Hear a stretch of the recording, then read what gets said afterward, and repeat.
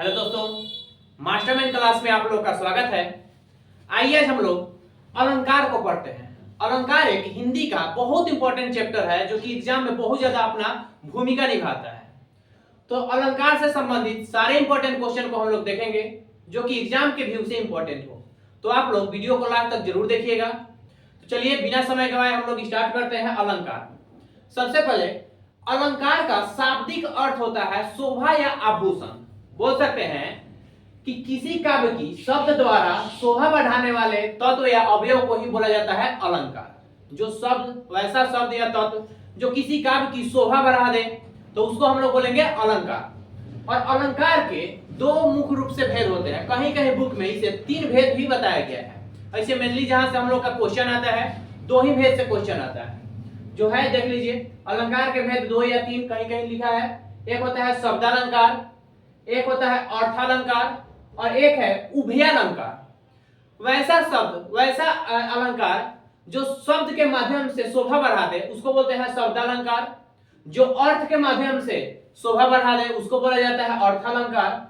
और जो शब्द तथा अर्थ दोनों के माध्यम से काव्य की शोभा बढ़ाए उसको हम लोग बोलते हैं उभयालंकार। अब शब्दालंकार के कुछ भेद होते हैं, जैसे कि शब्दालंकार में पढ़ना हम लोग को अनुप्रास, यमक, श्लेष, विप्सा, वक्रोक्ति और प्रश्नालंकार। इसी तरह अर्थालंकार में पढ़ना हम लोग को उपमा, रूपक, उत्प्रेक्षा, मानवीकरण, विरोधाभास, संदेह, अतिशयोक्ति और भ्रांतिमान। और उभयालंकार के भेद है संश्लिष्ट और संकर। वैसे देखा जाए तो अलंकार के बहुत सारे भेद होते हैं, बहुत सारा पढ़ना है, लेकिन यहां से ज्यादातर क्वेश्चन आता है इसलिए इसी को सिर्फ लिखा गया है। 99% क्वेश्चन यही से भी अलंकार से आते हैं। तो आइए देखते हैं हम लोग। सबसे पहले पढ़ेंगे हम लोग अर्थालंकार। अर्थालंकार में पढ़ना है सभी को उपमा, रूपक, उत्प्रेक्षा, मानवीकरण, विरोधाभास, संदेह, अतिशयोक्ति और भ्रांतिमान। तो आइए स्टार्ट करते हैं।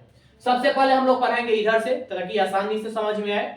देखिएगा, एक है आपका उत्प्रेक्षा अलंकार। जब भी अगर काव्य या कोई सेंटेंस दिया है और उस सेंटेंस में कहीं भी ज्यों, जनु, जान, जनहु, मनहु, मानो इत्यादि सब आए तो उसको देखकर लगा दीजिएगा कि यह एक उत्प्रेक्षा अलंकार के भेद है। जहां भी सेंटेंस में कहीं भी ज्यों, जनु, जान, जनहु, मनहु, मानो इत्यादि शब्द आए वहां पे होगा आपका उत्प्रेक्षा अलंकार। जैसे कि नेत्र मानो कमल है, यहाँ पे आ गया मानो, तो यहाँ से क्या होगा उत्प्रेक्षा अलंकार। आगे उस काल मारे क्रोध के तन कांपने उसका लगा, मानो हवा के जोर से सोता हुआ सागर जला। तो यहाँ पे देखिए मानो आ गया, तो मानो से हम लोग को पकड़ में आ गया कि यह क्या है, तो उत्प्रेक्षा अलंकार। तो यह बहुत आसान होता है, जिस भी किसी सेंटेंस में कहीं भी अगर देखेंगे हम लोग ज्यों, जनहु, जान, मनहु, मानो इत्यादि शब्द आ जाए वहां पे होगा आपका उत्प्रेक्षा अलंकार। अगले है मानवीकरण। कभी भी सेंटेंस में ऐसा प्रतीत हो कि कोई भी प्राकृतिक वस्तु मानव के जैसा व्यवहार कर रहा है तो वहां पे आपका होगा मानवीकरण। देख लीजिए लिखा हुआ है, जब प्राकृतिक वस्तुओं में पेड़ पौधे बादल आदि में मानवीय भावनाओं का वर्णन हो वहां पे होगा आपका मानवीकरण। साधारण शब्दों में जब भी कोई भी प्राकृतिक वस्तु मानव के जैसा व्यवहार करने लगे वहां पे होगा मानवीकरण। जैसे कि फूल हंसे कलियां मुस्काई, ना फूल हंसता है ना कलियां मुस्काती है, लेकिन लिखा हुआ है फूल हंसे और कलियां मुस्काई, तो यह क्या होगा मानवीकरण। दूसरा एग्जांपल है सागर के ऊपर नाच नाच करती लहरें मधुर गान। सागर के ऊपर नाच नाच, सागर के ऊपर में लहरें नाचेगी नहीं, लेकिन लिखा हुआ है चूंकि, तो यह मानव के जैसा व्यवहार दिखाया गया है और जहां भी मानव के जैसा व्यवहार प्रतीत होगा वहां पे होगा आपका मानवीकरण। अगला है अतिशयोक्ति। अतिशयोक्ति में कहीं भी सेंटेंस में जहां भी देखिए कि बढ़ा चढ़ा कर किसी भी चीज का वर्णन किया गया है वहां पर होगा आपका अतिशयोक्ति। जहां पर भी कोई भी किसी चीज के गुण धर्म के बढ़ाकर बताया गया होगा वहां पे आपका हो गया अतिशयोक्ति अलंकार। और अतिशयोक्ति अलंकार के अंतर्गत इसका कुछ एग्जांपल है, जैसे कि आगे नदी पर यह पार घोड़ा कैसे उतरे पार, राणा ने सोचा इस पार तब तक चेतक था उस पार। यहाँ पे बताया गया है कि जब वहां राणा प्रताप अभी सोच ही रहे थे कि उस सागर के उस पार कैसे जाना है, तब तक उनका जो चेतक था वह उस पार फान गया था। तो यह एक बढ़ा चढ़ाकर बात किया गया है, इसलिए यहाँ पे होगा अतिशयोक्ति अलंकार। दूसरा एग्जांपल है यहाँ पे हनुमान की पूंछ में लगन न पाई आग, और लंका सगरी जल गई, गए निशाचर भाग। यहाँ पर भी बताया गया है कि हनुमान जी के पूंछ में जब आग लगा था तो उनका पूंछ नहीं जला था, लेकिन पूरा लंका की नगरी जल गई थी, साथ साथ पूरा निशाचर भाग गए थे। कहीं ना कहीं यह बढ़ा चढ़ा कर बात किया गया है, और जहां भी बढ़ा चढ़ा कर बात किया गया होगा वहां पर होगा अतिशयोक्ति अलंकार। एक मिनट बंद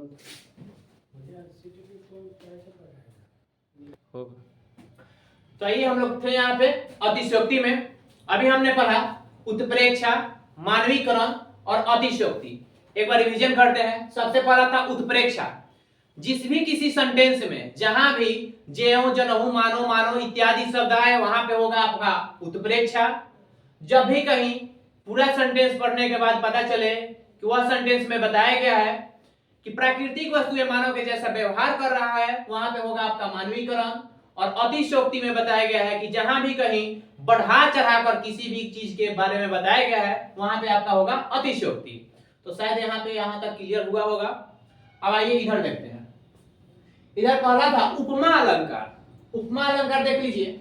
जब एक वस्तु की तुलना दूसरी वस्तु के रूप, रंग, गुण, धर्म या आकार के आधार पर किया जाए तो वहां पे आपका होगा उपमा अलंकार। यहाँ पे परिभाषा से हमको कोई लेना देना नहीं, एग्जाम में परिभाषा नहीं पूछने वाला है। कैसे एग्जाम में जल्दी से हम बना ले, कैसे पहचान में आ जाए, यही मेन है। तो पहचान देखिए, पहचान कैसा होगा। जहां भी पंक्ति में योजक चिन्ह है, योजक चिन्ह इसे बोलते हैं हम लोग, योजक चिन्ह है एवं शब्द में सा, सी, से, सम, सरिस आए, वहां पे आपका होगा उपमा अलंकार। सेंटेंस पढ़ रहे हैं, सेंटेंस पढ़ने के बाद कहीं पर भी सा, सी, से, सम, सरिस आ जाए वहां पे आपका होगा उपमा अलंकार। ठीक है। और उपमा अलंकार में 4 शब्द होते हैं। एक होता है उपमेय, उपमान, वाचक शब्द और साधारण गुण या धर्म होता है। यह क्या होता है देखिए। सबसे पहला है उपमेय, जिसकी तुलना की जाए उसको बोलते हैं उपमेय। जिसकी तुलना की जाए उपमेय हो गया। उपमान, जिससे तुलना किया जाए, ठीक है, वहां पे होगा उपमान। तुलना की जाए उसको बोलते हैं उपमेय, और जिससे तुलना की जाए वहां पे होगा उपमान।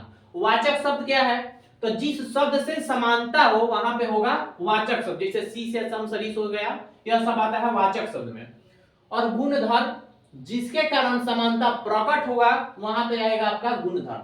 यहाँ पर भी अगर समझ में नहीं आए कोई दिक्कत नहीं, यहाँ से क्वेश्चन नहीं आते हैं, आएगा तो बताते हैं। देखिए इसका मेन एग्जांपल जरूरी है। जैसे कि इसके एग्जांपल है उपमा अलंकार के, मुख चंद्रमा सा सुंदर है। मुख किसके जैसा है, तो चंद्रमा के जैसा सुंदर है। अब यहां से पूछ सकता है कि इसमें बताइए उपमेय क्या है। उपमेय क्या बताए थे कि जिसकी तुलना किया जाए। किसका तुलना किया जा रहा है, मुख का तुलना किया गया, तो यह आपका हो गया उपमान। और किससे तुलना किया, सॉरी उपमान है, उपमेय हो गया। और किससे तुलना किया जा रहा है, बताया गया ना कि जिससे तुलना की जाए। तो तुलना किससे हम लोग कर रहे हैं, चंद्रमा से। मुख चंद्रमा के समान है, तो यहाँ पे चंद्रमा से तुलना किया जा रहा है, इसलिए उपमान हो गया चंद्रमा। ठीक है। और वाचक शब्द क्या हो गया, तो जिस शब्द से समानता हो, यानी सा, मुख चंद्रमा सा, तो सा यहाँ पे वाचक शब्द हो गया। और साधारण गुणधर्म क्या है, तो सुंदर है। तो यहाँ से ऐसे करके क्वेश्चन आते हैं, ध्यान रखिएगा। यहाँ पे अगला है कि पीपर पात सरिस मंडोला। ऊपर बताया गया था पहचान में, जिसमें सी से सम, सा, सरिस आ जाए वहां पे आपका होगा उपमा, उपमा अलंकार। तो यहाँ पे पीपर पात सरिस मंडोला, तो सरिस से हमको पता चल गया कि यह एक उपमा अलंकार है। नील गगन सा शांत हृदय था, तो यहाँ पर भी सा आ गया, पता चल गया उपमा अलंकार है। अगला कर कमल सा कोमल है, यहाँ पर भी सा है। तो यह उपमा अलंकार बहुत आसान होता है, जिस कहीं भी पढ़े, पढ़ने के बाद सी से सम, सा, सरिस आ जाए वहां पर आपका उपमा अलंकार है। शायद समझ में आ गया होगा। अगला देखिए रूपक अलंकार। रूपक में कहीं कहीं कंफ्यूजन हो जाता है। देखिए रूपक, जहां पर उपमेय और उपमान में कोई अंतर न दिखाई दे वहां पर होता है आपका रूपक अलंकार। उपमेय और उपमान मतलब जिसे हम तुलना कर रहे हैं, जिसकी तुलना कर रहे हैं, दोनों में कोई अंतर डिफरेंस नहीं है, वहां पे आपका होगा रूपक अलंकार। इसकी पहचान कैसे करेंगे, तो जहां भी पंक्ति में योजक चिन्ह आए और चिन्ह आने के बाद शब्द कोई भी हो, जैसे कि सा, सी, से, सम, सरिस न आए, वहां पर आपका होगा रूपक अलंकार। बोल सकते हैं इसके उल्टा है, इसमें सा, सी, से, सम, सरिस आता है, इसमें नहीं आता है, तो नहीं आता, यहाँ पे होगा रूपक अलंकार। जैसे कि मैया में तो चंद्र खिलौना ले, यहाँ पे योजक चिन्ह आया है लेकिन यहाँ पे कोई भी सी से सम, सरिस नहीं है, इसलिए यह हो गया आपका रूपक अलंकार। अगला चरण कमल बंदो हरिराई, योजक चिन्ह है लेकिन इसके बाद कोई भी वर्ड नहीं है इस टाइप से, तो यहाँ पर भी हो गया आपका रूपक अलंकार। और पायो जी मैंने राम रतन धन पायो, राम रतन धन पायो, यहाँ पर भी योजक चिन्ह है, कहीं भी सी सम नहीं है, तो यहाँ पे आपका हो गया रूपक अलंकार। अब आइए एक बार रिवीजन करते हैं टोटल को। सबसे पहले हम लोग पढ़े थे उपमा अलंकार। उपमा अलंकार में बताया गया है कि कभी भी योजक चिन्ह आए, योजक चिन्ह के बाद सा सी से सम सलिस आए, तो वहां पे आपका हो जाएगा उपमा अलंकार। रूपक अलंकार में क्या बताया गया कि योजक चिन्ह आएगा लेकिन वहां पे कहीं भी सी से सम सलिस नहीं आए, तो वहां पे आपका होगा रूपक अलंकार। और रूपक अलंकार के अंतर्गत देख लिए तो हम लोग मैया में तो चंद्र खिलौना ले हूं, चरण कमल बंदो हरियाई, मैंने यहाँ पे एग्जाम्पल बहुत जरूरी है, ध्यान रखिएगा। और इसके अगला वीडियो में हम लोग पढ़ेंगे आगे का जो भी बचा हुआ है, अभी बहुत सारा एग्जाम्पल बचा इधर अलंकार बचा हुआ है जो अगले वीडियो में हम लोग पढ़ेंगे। और आप लोग को अगर वीडियो अच्छा लगे तो प्लीज लाइक शेयर और सब्सक्राइब जरूर करिए। और अगले वीडियो को डाल दिया जाएगा शाम में या फिर कल, आप लोगों को मिल जाएगा। धन्यवाद।